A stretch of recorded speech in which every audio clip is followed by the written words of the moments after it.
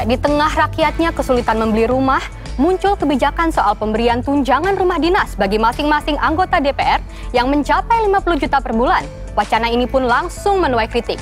Jika ini benar-benar terrealisasi, jelas akan semakin membebani anggaran negara. Di tengah kondisi rakyat yang semakin sulit, mencuat soal tunjangan perumahan bagi 580 anggota DPR terpilih periode 2024-2029 hingga mencapai 50 juta rupiah per bulan. Jelas hal ini memicu sorotan. Kebijakan ini timbulkan pertanyaan soal sensitivitas pemerintah terhadap realitas yang dihadapi masyarakat yang kini makin sulit. Negara memberikan tunjangan sewa rumah sebagai ganti penyediaan fasilitas rumah dinas kepada anggota DPR. Alasannya kondisi bangunan rumah dinas sudah tidak layak ditinggali. Hal ini merupakan hasil keputusan rapat konsultasi antara pimpinan DPR beserta fraksi-fraksi partai politik sebelum pelantikan anggota periode baru. Nantinya anggota DPR periode 2024-2029 tidak lagi menempati rumah dinas di Kalibata, Jakarta Selatan maupun rumah dinas di Pos Pengumben, Julu Jami, Jakarta Barat.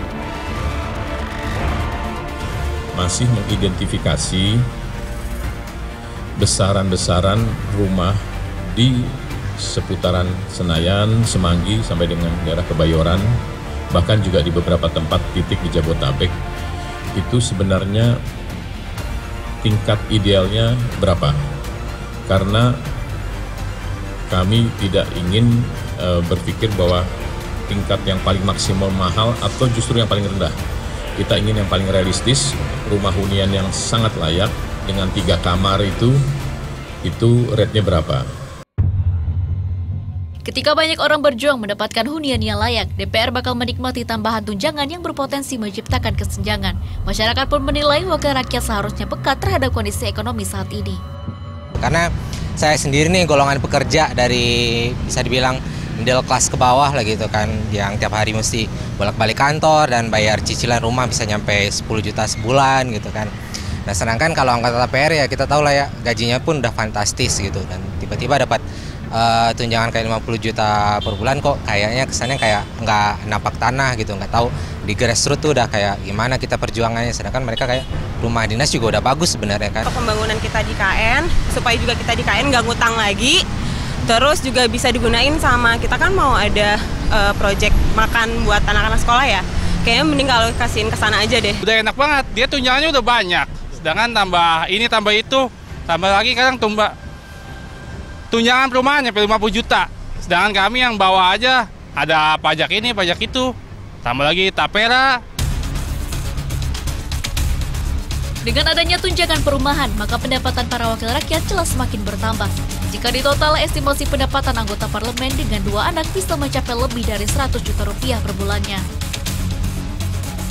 Hari ini juga belum menerima kabar tentang rumah dinas pimpinan, karena rumah dinas pimpinan dan fasilitas yang lain kita sudah serah terimakan per 30 September. Jadi 30 September kemarin rumah dinas sudah dikosongkan. Nah, mungkin soal tunjangan-tunjangan dan lain-lain baru minggu depan. Banyak yang menilai pemberian tunjangan perumahan sebagai pemborosan karena tak ada urgensinya. Seharusnya ada hasil audit yang menyatakan bahwa rumah dinas tersebut memang benar-benar sudah tidak layak huni.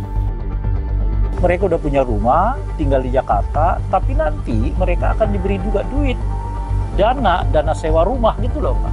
Padahal udah ada rumah mereka sendiri di Jakarta ini. Nah itu yang saya sebut tadi semacam pemborosan. Kalau dulu itu kan mereka dipaksa tinggal di dalam kompleks gitu loh Pak. Yang dibiayai oleh negara itu adalah kebutuhan kompleks itu. Nah, jadi nggak perlu lagi negara mengeluarkan biaya untuk keperluan orang sewa rumah. Itu semua tirainya gitu ya. Kalau penting tirainya diganti macam-macam gitu. Nah yang penting itu intinya itu adalah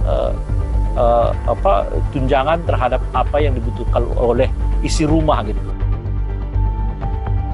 Jika keputusan ini mulai efektif dengan uang tunjangan 50 juta rupiah, maka anggaran yang dikeluarkan negara untuk 580 orang selama 5 tahun diperkirakan mencapai 1,7 triliun rupiah. Per bulannya hal ini jelas akan semakin membebani anggaran negara. Adrian Ditya, Rendianto melaporkan untuk NET.